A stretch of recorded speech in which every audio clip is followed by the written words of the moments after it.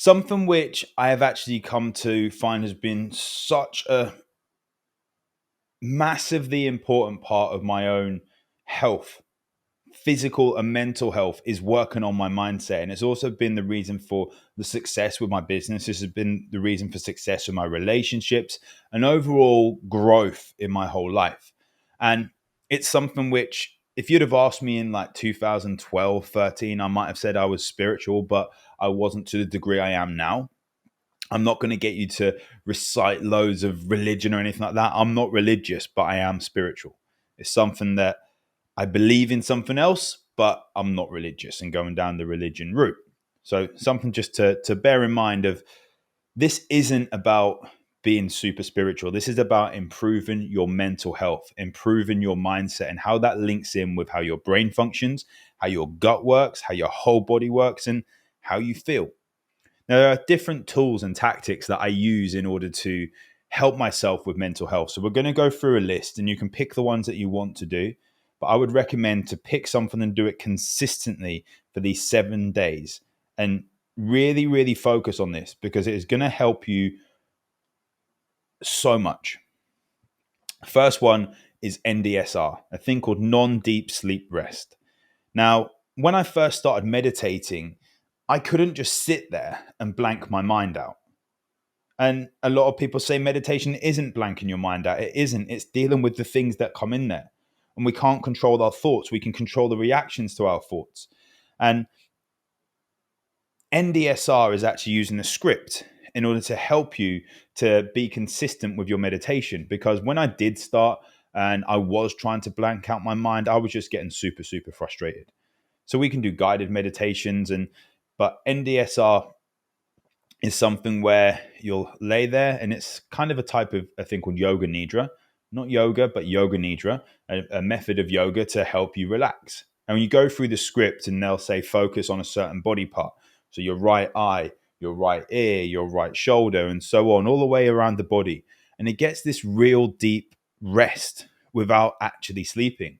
And it's something that people have used to actually recharge throughout the day. And if you wake up and you're feeling tired and you do 10 minutes of NDSR, it's going to help you. And there are multiple scripts on YouTube, and just have a look on there, see which one resonates with you, because honestly, I don't like the way certain people sound. And if I don't like the way certain people sound, I'm not going to be able to do their script. So find what resonates with you and implement that on a regular basis. Then we go through manifestation. One of the things we has changed a lot in my life is looking at what I actually want to achieve and what I actually want to get there. It's not about hitting just the financial figure, but what is that financial figure going to actually bring to my life? Making my money have a purpose. But looking in this manifestation, they work both positively and negatively. We say we don't want to get sick, don't want to get sick, don't want to get sick, and then we all of a sudden get sick. So going into a little bit of manifestation to find out, what do you truly want in your life? What do you want your life to look like? What do you want your day to look like? And then start working towards it. And one of the ways we can work towards this is lowering our stress levels, and especially with the brain. And if you suffer from cold hands and feet, this next one is going to sound a bit like, well, I do that anyway, but do you truly do it? And that is breathing. Really getting good deep breaths in. Now, when someone eats their dinner, I would recommend that you spend 4 or 5 breaths, deep breaths in through the nose, out through the mouth before you eat. I'm not saying say grace or anything like that, but actually have some time to chill, get from that fight or flight mode into the rest and digest mode. It's called that for a reason. It's going to help your body with digestion. But how we actually truly breathe. Now, we're supposed to be nose breathers. Our body is designed like that. But so many people just breathe through the mouth because their nose is bunged up. If you are constantly bunged up through your nose, then there's probably something we're reacting to, whether in the environment around us or with the foods that we eat. I have actually, over the last couple of years, done really regular mouth taping. I'm not going to say every night, but when I go to bed, actually taping my mouth shut to let me breathe through my nose. And it helps my body relax and recharge more and more. There are studies to show that it helps. There's a book, I think it's called Breathe by James Nestor, I believe it is. Correct me if I'm wrong. But I would recommend reading that, seeing the reasons that we breathe. Another thing that goes on is, as I mentioned before, my morning routine is I do the Daily Stoic journal, a quick reading from the Daily Stoic, and then a journal, because it just helps me set up my day right. It asks me a question, it gets me thinking, and allows me to really get ahead with my mindset on the start of the day. In that journal as well is practicing gratitude, some things that I'm thankful for. So step back and practice a little bit of gratitude. But one of the things which I do find super, super powerful to do every single day is just to check in with yourself. And you can do this in your journal. When I follow a full journal, I do have this checking in page. And there was a 90-day journal. I can't remember the exact title, 90-day journal that was on Amazon, which had this on their page. And I really found it powerful. And that was checking in with your energy on a level of 1 to 5. How is your sleep on a level of 1 to 5? 1 being bad, 5 being good. How is yesterday's nutrition? How is your self-love? And how are those actions that you know you have to do that move you towards your goals?